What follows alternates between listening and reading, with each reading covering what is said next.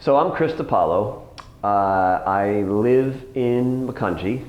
I have two children in the current school district, one in middle school, LMMS, and one at West Coastville Elementary.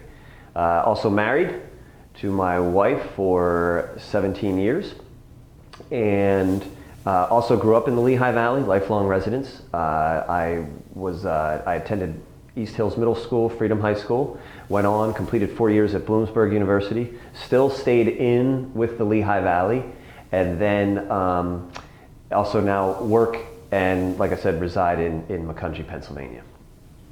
My background is CPA, so I'm one of the shareholders at Warner & Company CPAs, which is a local CPA firm with tax, accounting, bookkeeping, all that fun stuff. And for current board positions that I sit with, the Vice President of Camelot for Children, nonprofit here in the local area, and also for the Hillside School, the treasurer for the Hillside School. Both of those have allowed me to work with board members and gotten an understanding of how the whole, you gotta come to some sense of commonality and work towards one goal. And both of those boards have great leadership, and it's been a joy serving on both of those boards currently. So I'm running for East Penn School Board. I started getting engaged in the school board, obviously during COVID, when everything was shutting down. It impacted businesses of all shapes and sizes. Kids were sent home, there was remote learning, then we went to a hybrid form, and now, thankfully we're all back in school, back at our offices for the most part.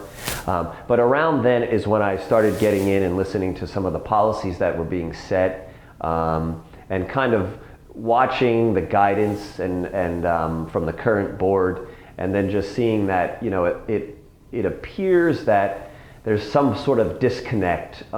In boards that I've run, you've got, that I've been part of, is you've got the executive director or the person in charge, and the board kind of sets the vision and the goals for that director to go out and implement.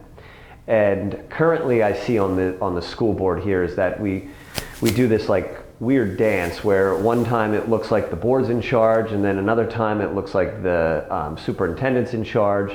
And what I'm looking at now is like, can we bring the leadership that our kids deserve to begin with, that our teachers, that our parents, that all community can be proud of, and can we get back to education being the forefront of East Penn and get it to being the district of choice.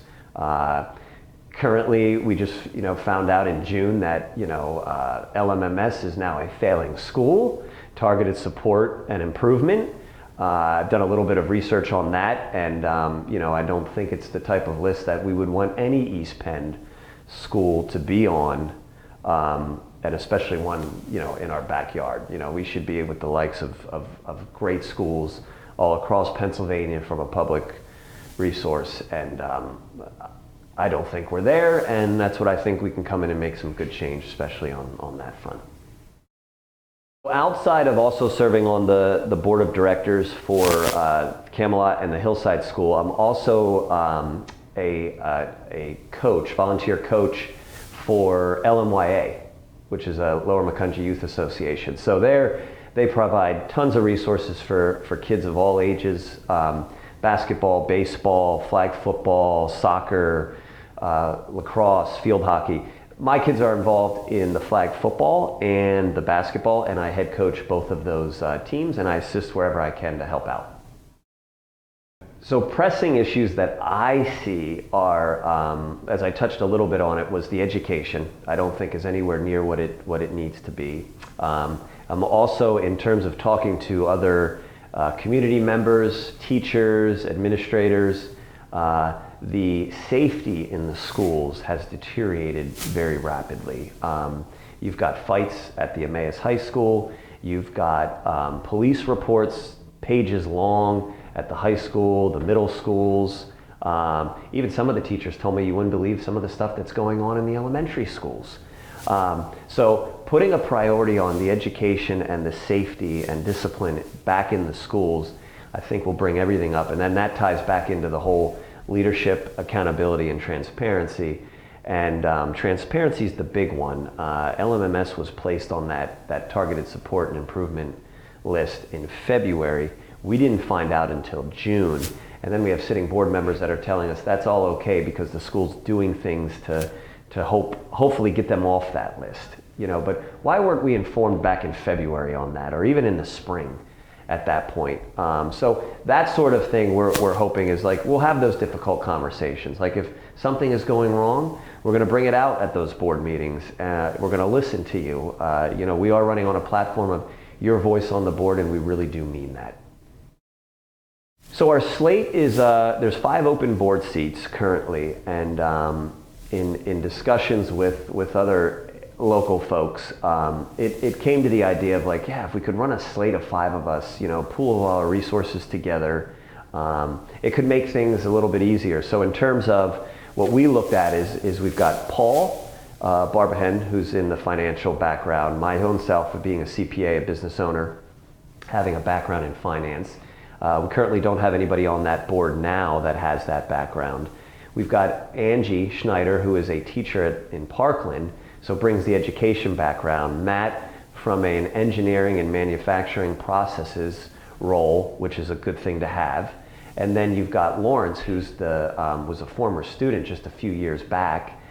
He's met who is soon to be his wife at that school, and he brings a lot of ties in because he's got teachers that are currently there. He's seen what the education was. He's seen what it is now with family currently there, and that's our slate. And I think those dynamics lead together to bring a really, really strong core, and it'll give us the ability to really enact some change that's needed there at the board level. So to support us there, I would say there's a few things you can do. Like, we're going to be outdoor knocking this summer into the fall. Talk to us, ask those questions that you have. I would recommend you do your own research as opposed just to listening to some of the propaganda that they'll throw out there that we're extremists.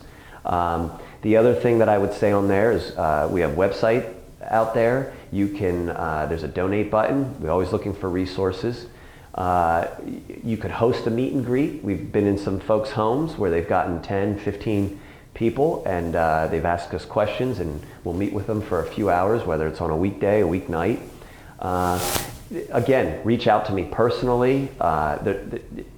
It's an open book. If you've got questions, you've got issues that really need to be addressed, we're looking forward to hearing that and addressing these things, and really just looking to make East Penn back to the district of choice.